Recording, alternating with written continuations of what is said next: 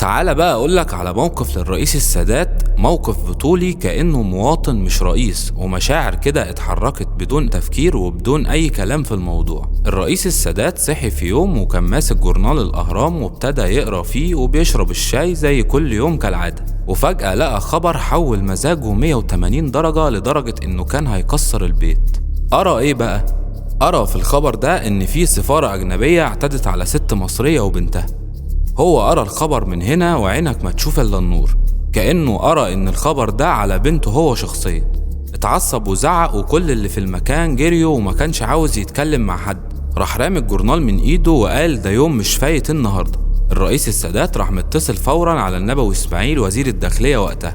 رد النبوي اسماعيل، السادات ما ادالوش اي فرصة يسلم ولا يتكلم، وراح قايل له على طول ايه حكاية السفارة الأجنبية اللي اعتدت على ست وبنتها دي، عرفني كل التفاصيل عشان الموضوع ده مش هيعدي بالسهل. قال له حاضر يا فندم معليك، بس انت اهدى شوية. السادات قال له مفيش اهدى، احكي وانجز كل حاجة بالتفاصيل. النبوي اسماعيل قال له حاضر يا ريس، دي قصة قديمة معاليك وفي مشاكل قديمة ما بين الأسرة المصرية دي والسفارة الأجنبية. السادات سأله تاني قال له ايه هي المشاكل بالظبط يا حاج نبوي، قول على طول. رد النبوي وقال له اصل السفارة دي واخدة كام دور في العمارة اللي ساكنة فيها الست، وعاوزين ياخدوا شقتها كمان، وده علشان يبقى العمارة كلها تبع السفارة. وبقالهم مدة بيتفاوضوا مع الست، بس آخر مرة ما كانش فيه حل برضه، والست كتر خيرها بصراحة، هي وافقت وطلبت شقة نفس المساحة لشقتها والموقع يكون في الزمالك علشان تريح دماغها، والسفارة ما قدروش يوفروا ده. الست راحت قايله لهم بعدها انا مش هبيع شقتي وعاوزين تمشوا انتوا امشوا وانا ما بخافش من حد. بعد كده السفارة بدأت تضايق أي حد يجي يزور الأسرة المصرية، وعمالين بقى يسألوا أنت رايح فين وجاي منين، وهي مش فوق وده يتصل ويلاقيها فوق، والقصص اللي انت حضرتك فاهمها دي كلها، وقصص غريبة وكل شوية شكاوي وبلاوي. والموضوع بعد كذا مشكلة وصل لوزارة الخارجية، وكانت بتحاول إنها تحل ما بين الطرفين وتحاول تحل الموضوع، بس الظاهر مفيش فايدة ومفيش حد فيهم عاوز يحل. لحد امبارح بقى حصل مشاجرة ما بين الطرفين، وللأسف في ناس من أمن السفارة راحوا ضربوا الست وبنتها. الرئيس السادات كان عاوز يقوله بس مسك نفسه، وسألوا الرئيس السادات طيب وراجلهم فين يا نبوي؟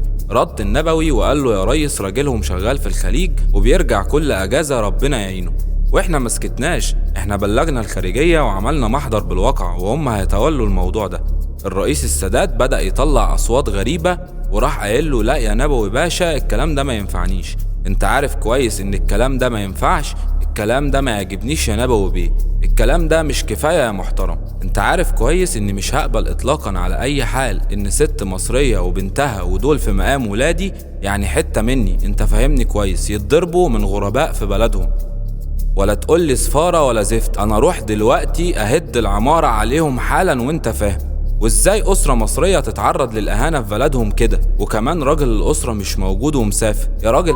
وقال له اللي أنا بسمعه ده مش هيمشي معايا يا نبوي، الست دي وبنتها ولادي وولادي اتضربوا في بلدهم وتقول لي محضر وخارجية؟ لا يا حاج نبوي انسى بقى الكلام ده. النبوي اسماعيل راح رادد على الرئيس وقال له معاليك اللي تشوفه هنعمله حالا. رد عليه السادات وقال له اللي هقولك عليه ده تعمله وما ترجعليش بتليفون واحد ولو من مين، انت طبعا فاهمني كويس. رد النبوي وقال له تمام معاليك. الرئيس السادات بلغه وقال له انت تبعت ناس من عندك فورا ويطردوا السفير وكل المجموعة، والسفارة دي تتقفل وتتشمع بالشمع الأحمر، والأسرة المصرية ترجع بيتهم معززين مكرمين يا نبوي بيه، والشقة بتاعتهم مش هتتباع والسفارة هي اللي هتمشي، ولو حابين ان هم يكملوا في البلد كل اللي كانوا موجودين في السفارة دول يترحلوا ويجي غيرهم ويعرفوا قيمة مصر ايه يا نبوي. واسمع بقى كمان كلام مهم، انا عاوز الخبر ده يتذاع في نشرة اخبار الاذاعة الساعة 2:30 تحديدا ومصر كلها تعرف.